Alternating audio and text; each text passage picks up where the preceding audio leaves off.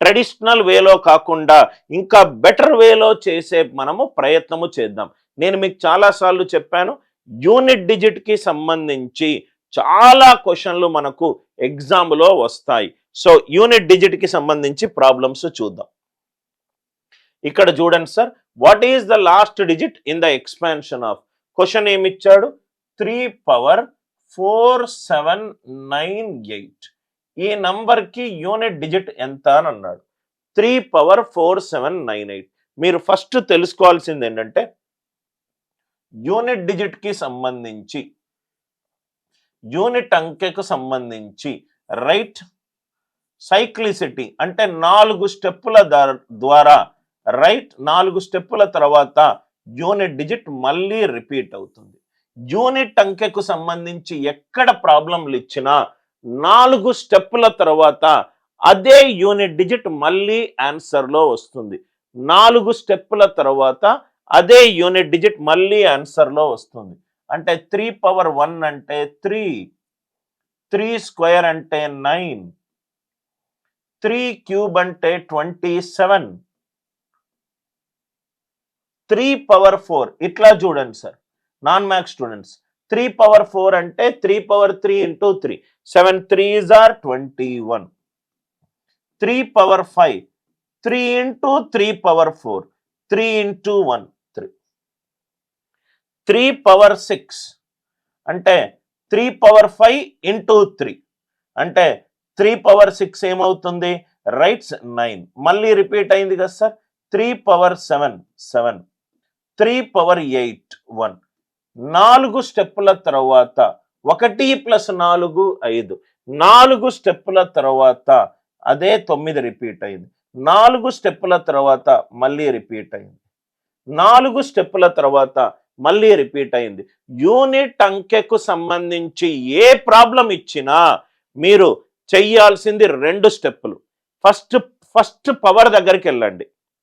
4 అనే నంబర్ యొక్క భాజనీయతా సూత్రం ఏంటంటే చిట్ట చివరి 2 అంకెలు 4తో భాగింపబడాలి. రైట్, భాగింపబడకపోతే ఎంత శేషం ఉందో అంతే చూసుకోండి.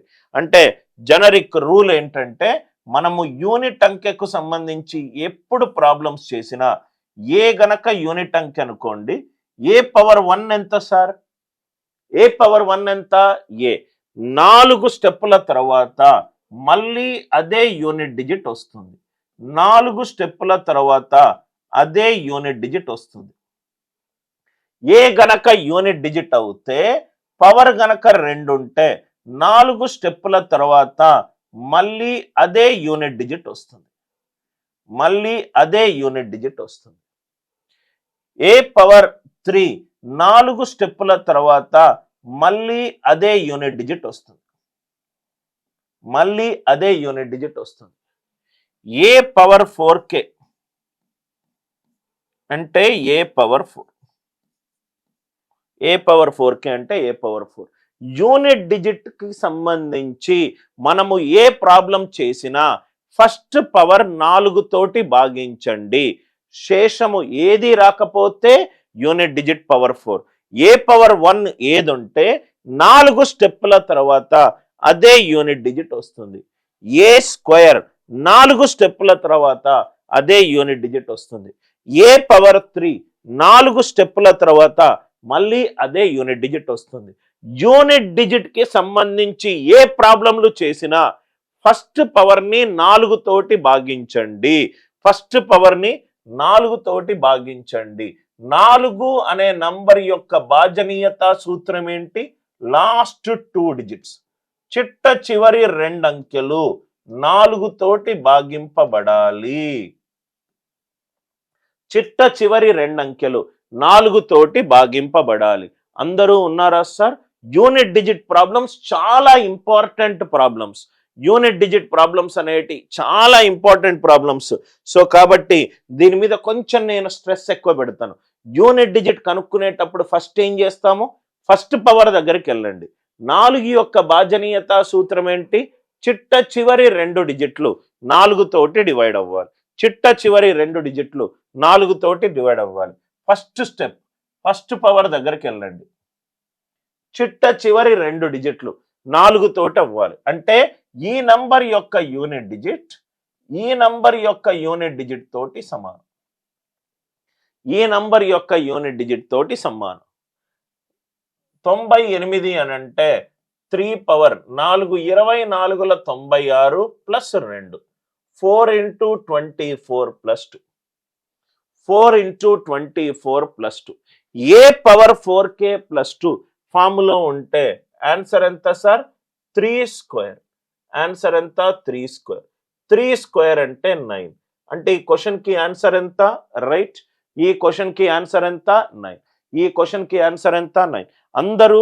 అందరికీ లాజిక్ క్లియర్ గా అర్థమైందా? యూనిట్ డిజిట్ కనుక్కునేటప్పుడు ఫస్ట్ పవర్ 4 తోటి డివైడ్ చేయండి. ఫస్ట్ పవర్ 4 తోటి డివైడ్ చేయండి. 98 అని అంటే రైట్ 96 4తో డివైడ్ అవుతుంది. ఎక్స్ట్రా 2 ఉంది కాబట్టి 4 ఇంటూ 24 ప్లస్ 2 ఏ పవర్ 4k ప్లస్ 2 అంటే ఏ స్క్వేర్. 3 స్క్వేర్ అంటే ఆన్సర్ ఎంత? 9. అంటే ఈ క్వశ్చన్ కి ఆన్సర్ ఎంత? 9. ఈ క్వశ్చన్ కి ఆన్సర్ ఎంత? 9. అందరికీ లాజిక్ క్లియర్ గా అర్థమైందా? ఇది అర్థమవుతే నేను కొన్ని క్వశ్చన్లు క్రియేట్ చేస్తాను. ఇదే లాజిక్ మీద మీకు టెక్స్ట్ బుక్ లో ఇటువంటి క్వశ్చన్స్ కనబడవు. ఆ క్వశ్చన్స్ మనం క్రియేట్ చేసి కాన్సెప్చువల్ లెర్నింగ్ తోటి వెళ్దాం. అందరికీ అర్థమవుతే ఎస్ అని చెప్పి రిప్లై చేయండి. I hope the idea it is very much clear to you.